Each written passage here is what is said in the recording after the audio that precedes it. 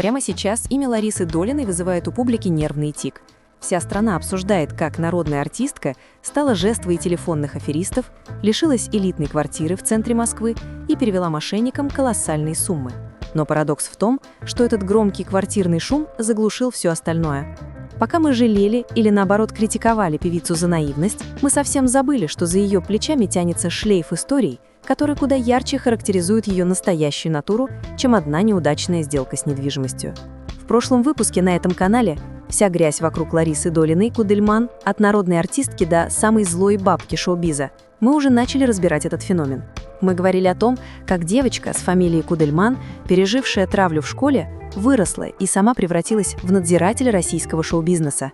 Мы обсудили ее войну с блогерами, высокомерие по отношению к студентам, странные истории с государственными грантами на 76 миллионов рублей и, конечно, тот самый эффект Долиной, когда из-за ее действий страдают простые люди, купившие у нее квартиру. Казалось бы, портрет составлен, диагноз ясен, но, готовя тот материал, мы поняли – в один ролик вся грязь просто не помещается. Оказывается, за кадром остались эпизоды, о которых пресса писала с опаской, а потом и вовсе постаралась забыть.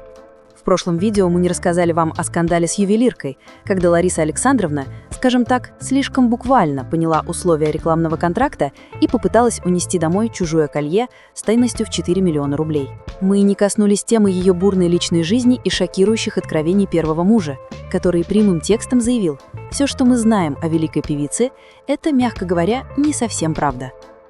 А уж количество ее романов, по его словам, не поддается никакому счету. Эти истории не просто сплетни из желтых газет. Это недостающие пазлы, которые объясняют, почему сегодня, в свои 69 лет, она ведет себя именно так, как человек, которому все должны. Поэтому, друзья, план такой. Если вы еще не видели первый ролик «Вся грязь вокруг Ларисы Долиной», обязательно поставьте это видео на паузу и посмотрите сначала его. Ссылка будет в описании и в подсказках. Там база, фундамент ее характера. А здесь и сейчас мы переходим к продвинутому уровню. Устраивайтесь поудобнее, потому что сейчас мы будем доставать из шкафа народной артистки такие скелеты, от которых даже бриллианты тускнеют. Погнали! Давайте перенесемся в 2021 год. Никакой спецоперации с квартирой еще нет и в помине. Лариса Александровна чувствует себя королевой, посещает светские рауты и раздает интервью. И вот 21 сентября в пафосном московском ресторане The Toy Moscow проходит премия Trend People Awards. 66 лет, статус легенды, вспышки камер. Певица появляется на публике в роскошном образе, который дополняет ювелирный сет. Колье, серьги и браслет с жемчугом и дорогими бриллиантами. Общая стоимость этой красоты – 4 миллиона рублей. Для понимания, это цена хорошей однушки где-нибудь в ближайшем Подмосковье или в регионе. Вечер идет прекрасно. Артистка получает очередную награду, улыбается, позирует фотографам. Но самое интересное начинается, когда банкет подходит к концу. Лариса Александровна, сверкая теми самыми бриллиантами, решительно направляется к выходу. И тут происходит сцена, достойная плохой комедии. Охрана и представители ювелирного дома буквально перегораживают путь народной артистки. «Простите, Лариса Александровна, а украшения?» «В смысле?» – вероятно, читалось в ее глазах. Оказалось, певица почему-то решила, что комплект за 4 миллиона рублей ей достался в подарок. Ну, знаете, как бонус, просто за то, что она – это она. Но у ювелиров на этот счет было другое мнение. Ей вежливо, но твердо объяснили – это было на прокат. Поносили – верните.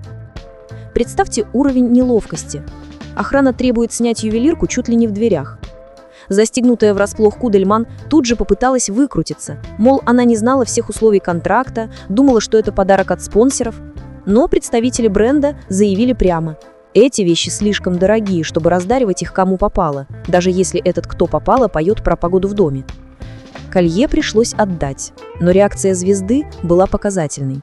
Из благодушной дивы она моментально превратилась в фурию. Настроение испортилось, она, по словам очевидцев, с кем-то громко ругалась по телефону прямо в зале, а потом и вовсе потребовала от организаторов удалить все фото и видео с этого вечера. Мол, раз вы так со мной, то и я вам никакой рекламы делать не буду. «Сотрите меня отсюда», читалось в ее поведении. Позже масло в огонь подлил ее стилист Джемал Махмудов. Он попытался защитить звезду, но сделал это так, что стало только хуже. Он заявил прессе: С какого перепугу они решили, что Долина будет их рекламировать бесплатно? Если бы знали, что нужно возвращать, мы бы на таких условиях не работали. Вдумайтесь в эту фразу. То есть логика команды Ларисы Александровны проста. Если я надела ваши бриллианты на пару часов, вы обязаны мне их подарить. Иначе некорректно и некрасиво. Эта история, конечно, не делает из Ларисы Александровны преступницу, но она идеально подсвечивает то самое чувство исключительности, о котором мы говорили в первом ролике. Человек настолько привык, что ему все несут на блюдечке – гранты, звания, почести, что искренне удивляется, когда его просят вернуть чужое имущество на 4 миллиона. И вот вопрос. Когда сейчас она говорит, что ее обманули с квартирой, не играет ли там та же самая черта? Может, она и тогда была уверена, что ей предложат какие-то особые, звездные условия, где она всех перехитрит, но с ювелирами не прокатила. А с телефонами-мошенниками тем более. Однако жадность до дорогих брякушек – это еще цветочки.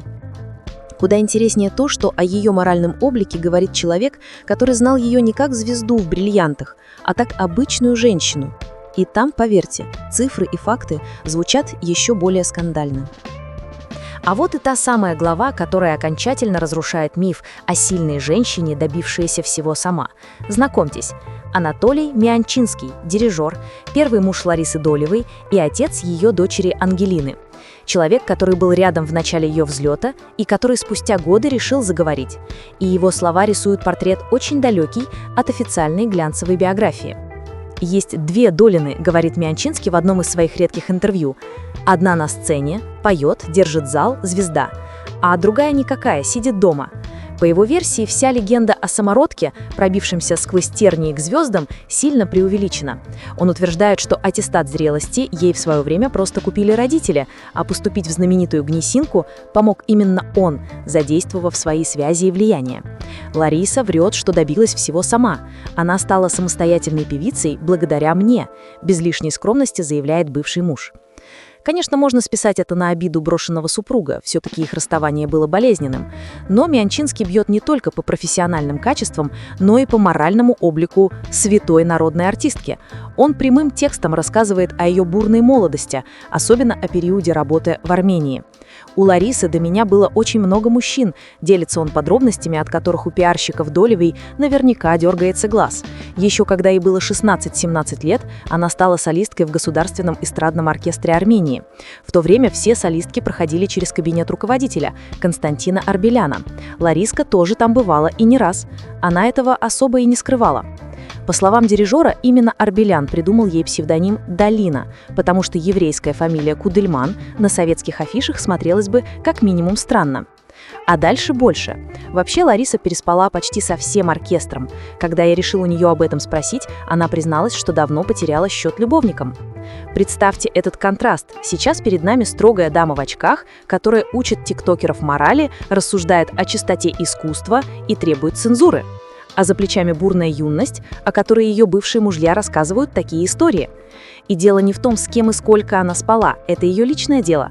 Дело в том, как этот образ грешницы из прошлого сочетается с сегодняшним образом святоши, которая с трибуны поучает молодежь. Лицемерие? Или просто удобная амнезия, как в случае с колье? Эти откровения Мианчинского в свое время тоже прошумели, но быстро утихли. А зря, ведь они показывают главное. Лариса Долина всегда умела использовать людей, будь то влиятельные руководители оркестров, мужья-дирижеры или ювелирные дома. Она брала от них то, что нужно для карьеры – имя, протекцию, образование, украшения, а когда ресурс был исчерпан, шла дальше, оставляя за спиной обиженных бывших и забытые обещания. И вот теперь, когда все эти пазлы от забытых бриллиантов до забытых любовников складываются в одну картину, становится понятно. Квартирный скандал – это не случайность, это закономерный итог жизни, прожитый по принципу «цель оправдывает средства». Теперь давайте соберем все это воедино. Перед нами не просто разрозненные скандалы, это элементы одной большой мозаики, где каждый кусочек идеально подходит к другому. Смотрите, как все складывается. В истории с квартирой Лариса Александровна продает жилье, отдает деньги мошенникам, а потом через суд забирает квадратные метры обратно, оставляя мать-одиночку на улице с долгами. Но при этом ее позиция остается неизменной. «Я жертва, мне должны вернуть мое». Ровно тот же сценарий мы видим в случае с колье. Она надевает украшения за 4 миллиона, забывает снять их после выхода, а когда ее останавливают, устраивает скандал, потому что искренне считала это подарком за свое присутствие. Логика та же: «Я звезда, мне должны дарить лучшее». И, наконец, личная жизнь и карьера, где, по словам бывшего мужа, она использовала связи и мужчин, чтобы пробиться наверх, меняла фамилию ради удобства и забывала тех, кто помог ей на старте, транслируя миру: «Я талант, я добилась всего сама, а вы просто завидуете». Что объединяет все эти истории? Абсолютная, непоколебимая уверенность в собственной исключительности. Лариса Долина искренне верит, что правила, написанные для обычных людей, будь то условия аренды украшений, законы рынка недвижимости или нормы человеческой благодарности, на нее не распространяются. Она народная артистка. Она памятник самой себе. А памятнику нельзя отказать, памятнику нельзя обидеть. С памятника нельзя требовать долги. Именно поэтому она так агрессивно реагирует на любую критику.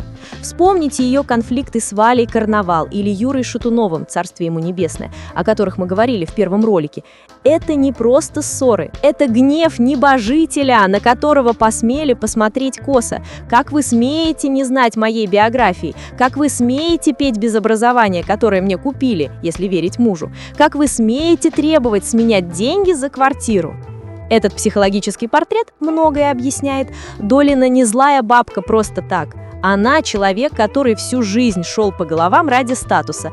И теперь, оказавшись на вершине, она держится за этот статус мертвой хваткой. Любая угроза ее комфорту или авторитету воспринимается как война. И в этой войне пленных она не берет, будь то тиктокерша, стилист или покупательница ее квартиры. В фамилии Долина ударение на букву «О». Так кто же перед нами в итоге? Несчастная женщина, которую обманули злые люди, или расчетливая хищница, которая десятилетиями выстраивала свою империю на чужих ресурсах, а теперь просто споткнулась, но все равно пытается выйти сухой из воды за чужой счет? Квартирный шум когда-нибудь утихнет, суды закончатся. Но вот эти истории про колье, которое слишком дорого, чтобы дарить, и про любовников из оркестра, они останутся. Они как тени, которые всегда будут стоять за спиной Ларисы Александровны, когда она в очередной раз выйдет на сцену в сияющем платье учить нас жизни. И теперь, зная все это, и про миллионы, и про бриллианты, и про тайны прошлого, ответьте честно в комментариях, изменилось ли ваше отношение к ней? Видите ли вы в ней все еще ту самую певицу, что пела про погоду в доме? Или маска окончательно слетела? Если этот ролик открыл вам глаза на новые грани эффекта Долиной, ставьте лайк, подписывайтесь на канал и обязательно посмотрите первую часть «Вся грязь, если вдруг пропустили». Там мы разбираем фундамент, на котором стоит этот покосившийся дворец народной любви. Берегите себя, свои квартиры и не забывайте, иногда за блеском бриллиантов скрывается обычная жадность. До встречи в новых расследованиях!